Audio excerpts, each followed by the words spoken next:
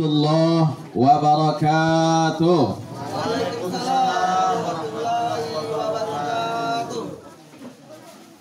Seperti yang tadi telah disampaikan oleh Bapak RT kita, ketika menjawab salamnya dengan semangat, kompak, maka potensi dikabulkannya segala macam hajat itu akan dikabul segera oleh Allah Subhanahu wa taala. Coba dijawab lagi ya, salamnya dengan kompak, bila perlu pakai tenaga dalam yang paling hebat, yang paling mantap gitu ya. Assalamualaikum warahmatullahi wabarakatuh. Waalaikumsalam warahmatullahi wabarakatuh. Alhamdulillahi wahdah, sadaqa wa'dah, wa nasara 'abdah, wa a'azza jundahu, wa hazama al-ahzaba wahdah. Asyhadu an la ilaha illallah wa lan nusyrik bi rabbina ahada wahdahu la syarika lah. Wa asyhadu anna Muhammadan abduhu wa rasuluhu alladzi la nabiyya wa la rasula wa la syari'ata ba'dah.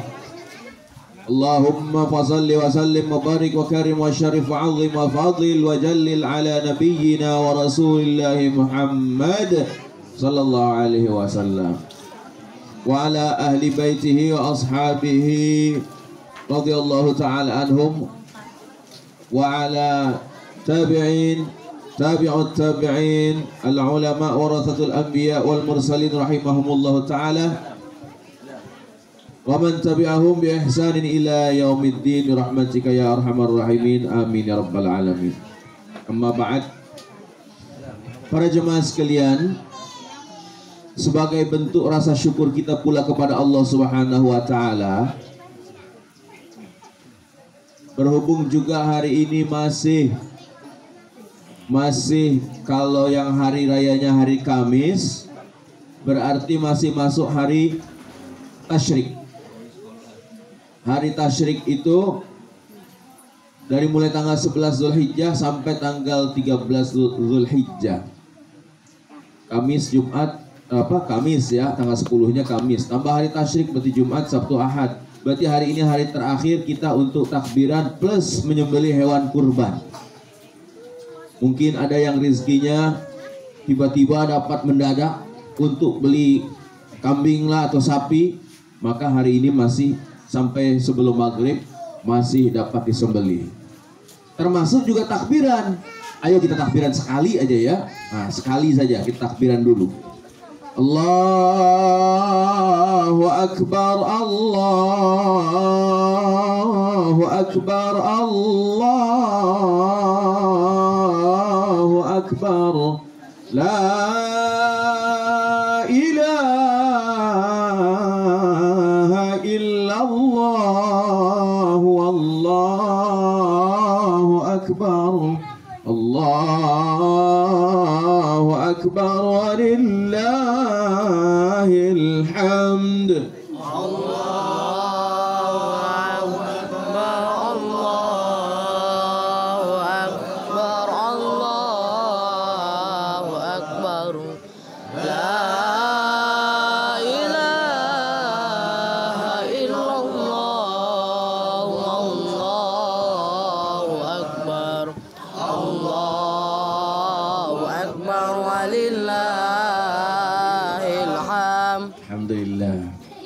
Sudah kita laksanakan takbiran ya.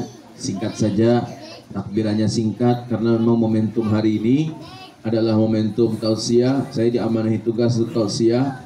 Tausiahnya insya Allah sasaran utama adalah kepada keluarga dari yang punya hajat. Yang kami hormati Bapak Meki Andriansyah. Masya Allah. Saya Ardiansyah Kurniawan. Kalau ini beliau Meki Andriansyah. Nah, Masya Allah ya. Mungkin tadinya mau namanya Mike menurutnya. Nah, Mike Ardiansyah. Wah, itu.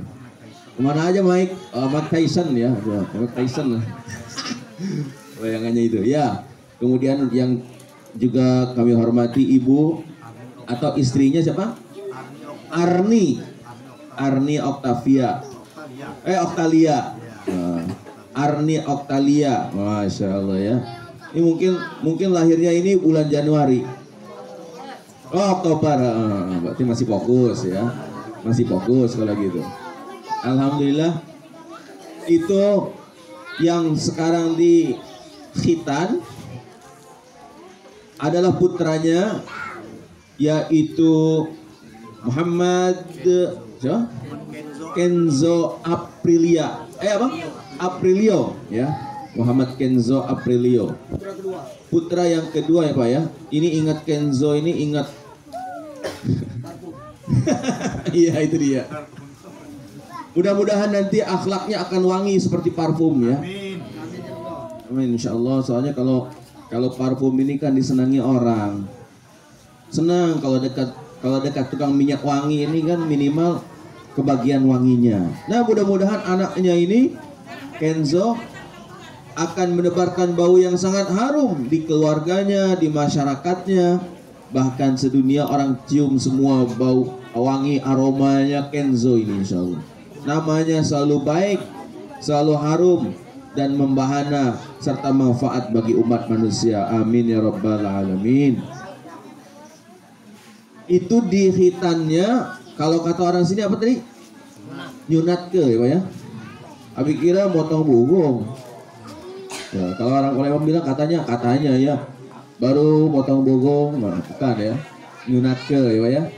Nah, alhamdulillah. Nah, itu umur berapa Pak sekarang Pak? 7 tahun. Naik kelas 1 ya? Mau naik kelas 2 SD? Alhamdulillah. Ya berkah. Masih 7 tahun artinya masih belum begitu besar amat gitu ya. Alhamdulillah. Kalau dulu anak Abi itu umur 1,5 tahun sudah di khitan. Ya, 1,5 tahun anak Abi itu. Itu juga barengan nebeng. Abi yang tausiahnya ada khitanan masalah sekalian aja lah. Ya berkah alhamdulillah. Aduh nebeng ya.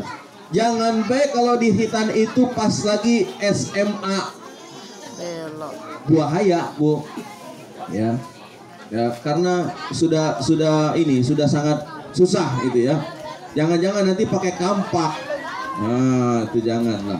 Alhamdulillah ternyata ini masih kecil ya.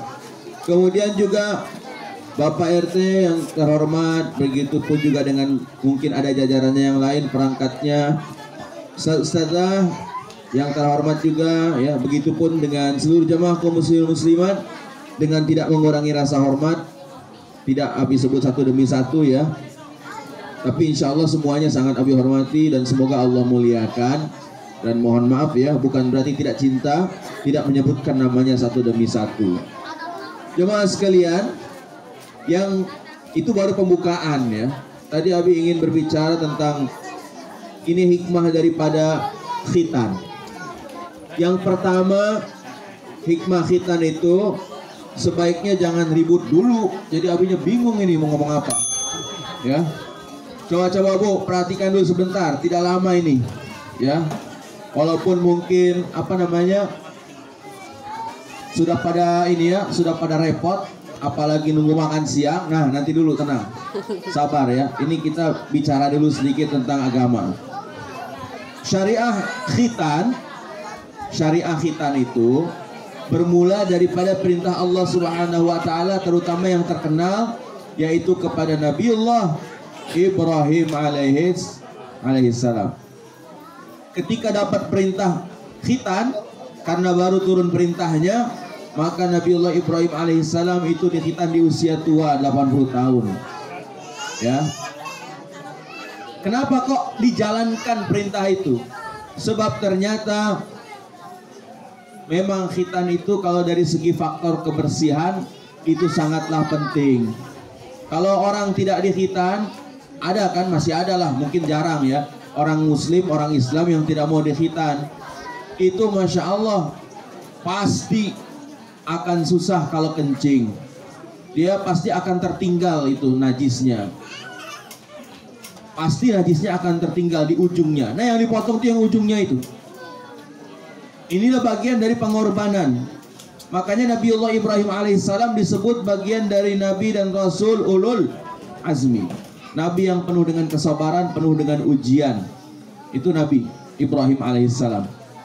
Salah satu ujiannya, walaupun tidak sebesar kurban ya, tidak sebesar mengorbankan anaknya, tapi salah satu ujian yang paling utama itu buat Nabi Ibrahim alaihissalam adalah memotong daripada alatnya, ya, memotong daripada alatnya yang harus dikhitan. Di usia tua, kalau di usia kecil ya seperti tadi Abi menghitankan anak ya Hilman supaya tidak repot kalau masih kecil. Nah sekarang sudah ini sudah tua dikhitan, tapi berhubung adalah syariat, adalah bagian dari millahnya Nabiullah Ibrahim alaihissalam atau syariatnya Nabiullah Ibrahim alaihissalam. Ya millah, kalau istilah untuk Nabi Ibrahim alaihissalam itu millah ya. Nah kalau untuk Rasulullah SAW sunnah. Kalau secara keseluruhan itu syariah itu hukum. Nah, itu memang sudah ditetapkan demikian, makanya dilakukanlah oleh Nabiullah Ibrahim alaihissalam tanpa tanpa protes. Oh gimana ya Allah, saya sakit dan segala macamnya, tidak. Tetap dijalankan perintah itu.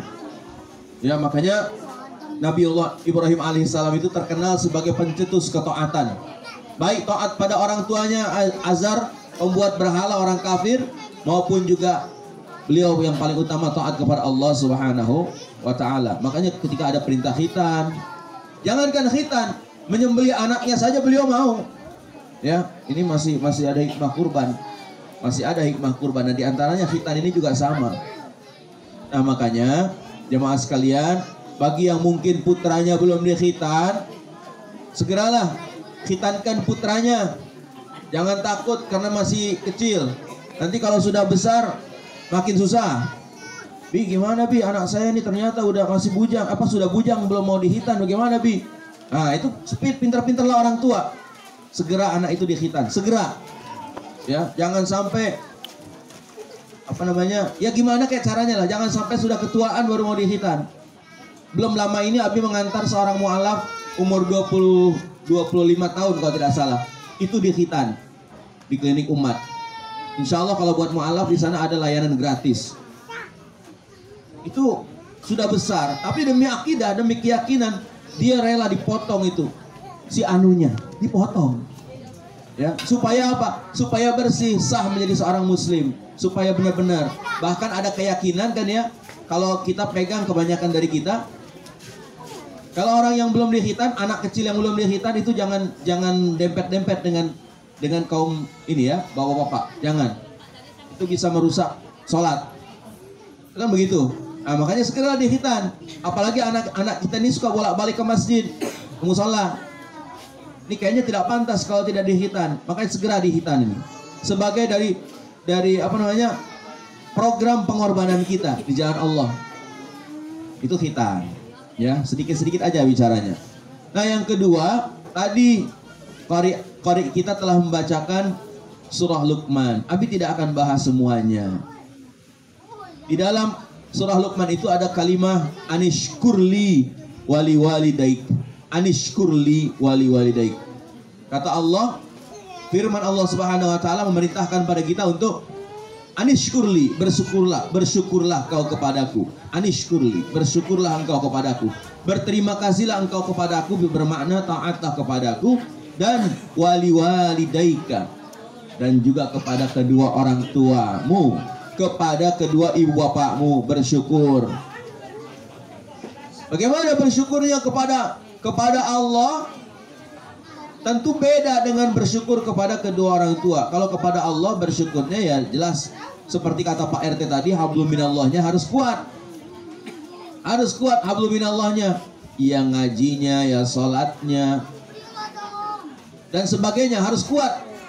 Ya, tadarus Al-Quran semuanya, zikir doanya harus kuat kepada Allah. Ada saumnya, puasanya, kuat kepada Allah. Itu anishkurli namanya. Bersyukurlah kepadaku, kata Allah. Wali walidaik, dan bersyukur pula kepada kedua orang tua. Nah, kalau wali walidaikanya tidak pakai anishkur wali walidaika, tidak. Anishkurlinya ya kepada Allah. Kepada orang tua bentuk syukurnya bagaimana? Bentuk syukur kepada orang tua, Masya Allah, kita bayangkan saja ya, buat para anak-anak yang hadir di sini, orang tua sekarang ini pengorbanannya saudaraku Meki, Masya Allah ya, ini sudah luar biasa besar. sudah menghitankan anaknya, ya Kenzo sudah dihitankan ini Kenzo.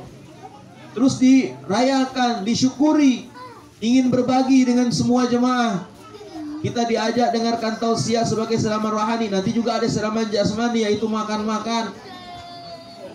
Masya Allah, ini kan suatu bentuk cinta kepada anak.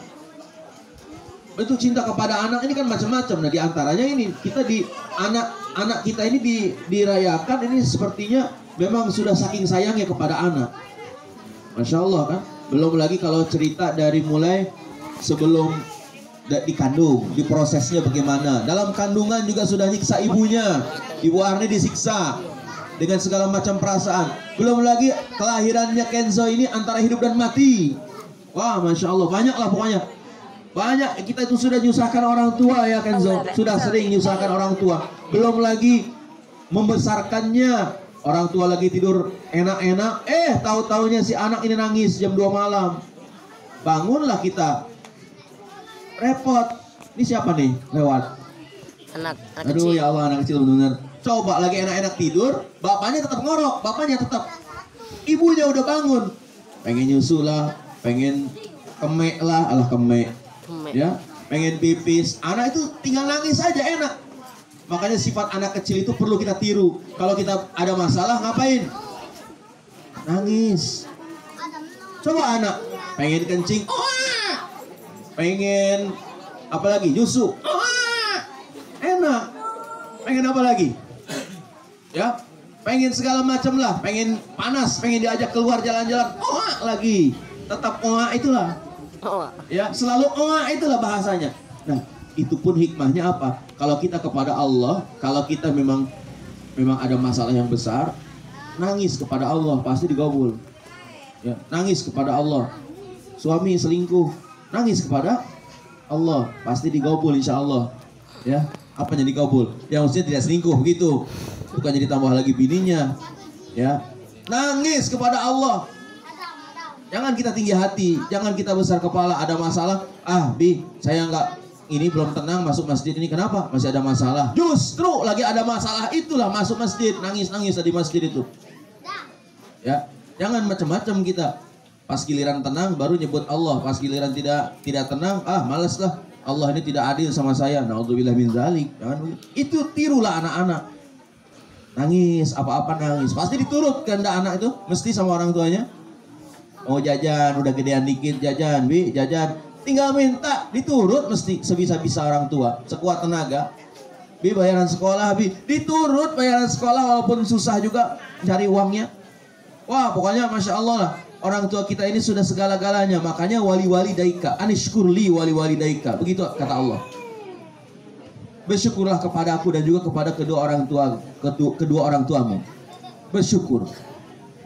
Artinya, kalau ibarat kata kasarnya ini ya, orang tua ini adalah Tuhan, boleh dikata Tuhan kedua. Maksudnya utusan Allah ya, Tuhan dalam arti utusan Allah. Yang kedua yang harus kita keramatkan. Bersyukur ente ini masih punya orang tua, masih ada orang tuanya, masih kelihatan, masih bisa dipegang, kita masih bisa cium tangan, kita masih bisa sujud di kakinya, masih untung daripada kami ini orang tuanya udah pada meninggal.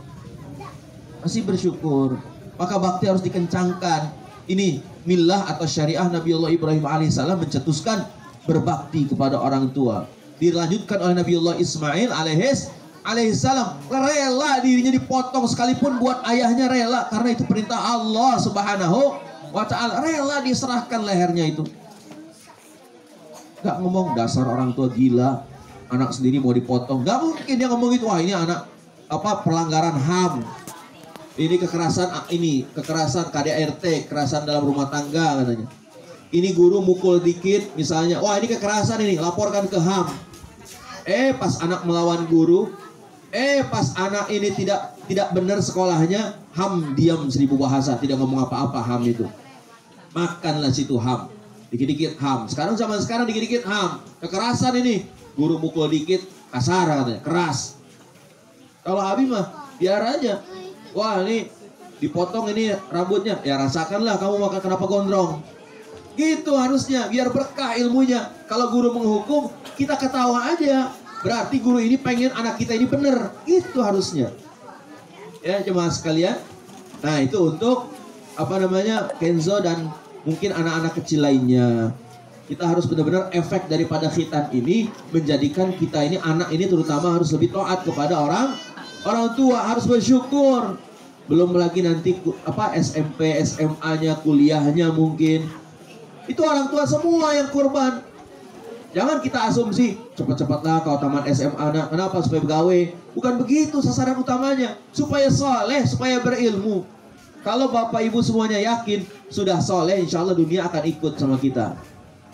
Tapi kalau kita sasaran utamanya sekolah itu tamat pengen kerja, maka dunia itu akan memperbudak kita nantinya. Banyak loh murid-murid Abi ya, ketika sudah tamat sekolah, mereka sibuk dalam kerjaannya, maka mereka tinggalkan itu agama. Mereka berguguran dari belajar ngaji. Alasannya sudah sibuk dengan pekerjaan, sibuk. Akhirnya kita harus dituntut untuk maklum. Kesannya kalau kita maklum terus dengan kesibukan orang, perintah Tuhan ini salah untuk ngajari, untuk memberikan pengajian, untuk kejar ilmu agama ini kok kesannya salah. Jadi kesibukan itu harus ngalah terus. Agama harus ngalah terus demi kesibukan. Ini bahaya jemaah sekalian. Ya, oleh karenanya, ayo kita rubah mindset atau pola pikir kita supaya kita ini lebih setia pada agama. Seperti halnya Kenzo di khitan ini kan gara-gara memang setia kepada Islam. Maka nanti mudah-mudahan sampai besar Kenzo sekeluarga tetap sakinah mawaddah warahmah serta menjadi orang-orang yang setia kepada agama. Keluarga yang sukses itu ketika setia pada agama jemaah sekalian. Benar, setia kepada agama. Hal terakhir yang ingin Abi sampaikan pada kesempatan kali ini, Abi mengutip dari pernyataan Pak RT saja tadi ya. Itu juga sudah tausiah itu. Sudah padat kalau pada mendengar ya. Kalau sudah pada mendengar, Pak RT kita tadi sudah kasih tausiah, amanah sama kita. Hanya kapasitas sebagai RT. Kalau Abi kapasitas sebagai seorang dai. Belum lah Ustadz mah ya. Dai aja dulu lah yang paling penting. Sekarang kan banyak ustadz-ustadz karbitan. Ada masjid baru, ada musola baru, ada ustadz baru juga. Nah, kalau Abi enggak lah, Abi aja lah cukup ya. Abi Hilman aja, bapaknya si Hilman, dah aman.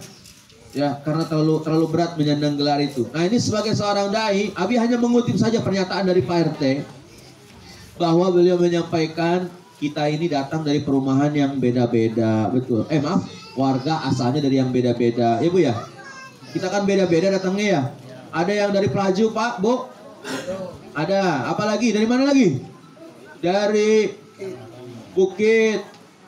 Ada mungkin dari mana lagi? Sekip. Mana lagi, Pak? Ada lagi dari mana tuh Ampera tuh? Hah?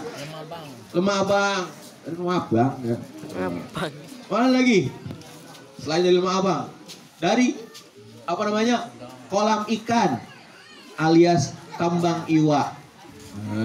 Iya, Abi pernah nanya supir gokar, Pak ini kita sudah ada di daerah mana Pak? Oh ini kita sudah ada di daerah kembang ikan. Oh pasti dengar-dengar kembang iwa maksudnya. So Indonesia dia pengen kembang ikan dia bilang. Ya jadi pokoknya dari mana-mana kita datang ini. Tolong adat keluarganya beda-beda, adat asal daerahnya juga beda-beda. Nah rukun-rukun lah kalau bahasa Pak RT itu sing rukun aja lah. Perhatikan ya ibu bapak sekalian. Rasulullah SAW pernah bersabda, kala Rasulullah SAW, man kana yu'minu billahi wal yawmil akhir falyukrim jarahu. Barang siapa yang kamu beriman kepada Allah dan hari akhir, hari kiamat, kalau iman kita, maka muliakanlah tetanggamu, muliakan jarahu, muliakan jirannya. Ya, seperti halnya sekarang ini, Pak Meki sedang berusaha muliakan tetangga dengan apa? Ngajak makan bareng, ngajak dengerin tausiah bareng. Ini lagi dimuliakan ini. Maka Pak Meki termasuk sekeluarganya orang-orang yang beriman pada Allah dan hari akhir, insya Allah, amin. Sehingga apa? Memuliakan tetangga ini penting. Keluarga penting, betul. Kita punya mungkin kakak adik yang tinggal di mana-mana ya. Mungkin ada yang saudara-saudaranya masih ada di Pelaju sana, yang ada di Sekip sana, saudara-saudaranya orang tuanya juga masih di sana mungkin ya. Tapi ingat, kalau nanti kita mati kita, atau mungkin sakit kita, pasti yang berperan lebih dulu siapa? Tetangga mesti loh, tetangga. Apa iya kita lagi misalnya kita mati, misalnya Abi mati ya, udahlah Abi dandan sendirilah, mandi sendiri, pakai kafan sendiri, kalau perlu nanti sholat sendiri, bila perlu jalan ke kuburan sendiri, jangan merepotkan orang lain. Bisa nggak begitu? Pasti tidak bisa. Biar aja baterai, terusin aja. Pasti tidak bisa, ya. Pasti tidak akan mampu kita melakukan itu. Mesti perlu bantuan orang lain. Maka tetangga itulah yang penting. Kalau ada umpamanya bau-bau makanan, ya, kira-kira kita punya makanan, terus tercium, aduh makanannya enak banget nih, kok lagi masak apa nih? Mereka lagi masak apa namanya, rendang ini, wah kecium enak banget baunya. Dia minta tidak, memang tidak minta tetangga itu. Tapi ketika tetangga ngomong, aduh harum bener ya, harum nian ya masakannya, taknya lemak ya. Nah, iya silakan kasih dia. Kalau masak gulai kasih, walaupun banyak kuahnya, dagingnya dikit, tapi jadilah lumayan. Ya kita kasih itu tetangga. Tetangga juga begitu, saling kasih, ya, saling sapa, saling tegur. Cuman mohon maaf ya kalau Abi susah mau mendahului. Kalau Abi ini boleh dikata dai-nya dai touchscreen ya, harus disentuh dulu, baru Abi ngomong. Salam dulu, assalamualaikum dulu, baru ngomong. Kalau nggak ngomong dari jauh susah Abi ininya, nggak bisa nyambung. Ya, jadi penting itu.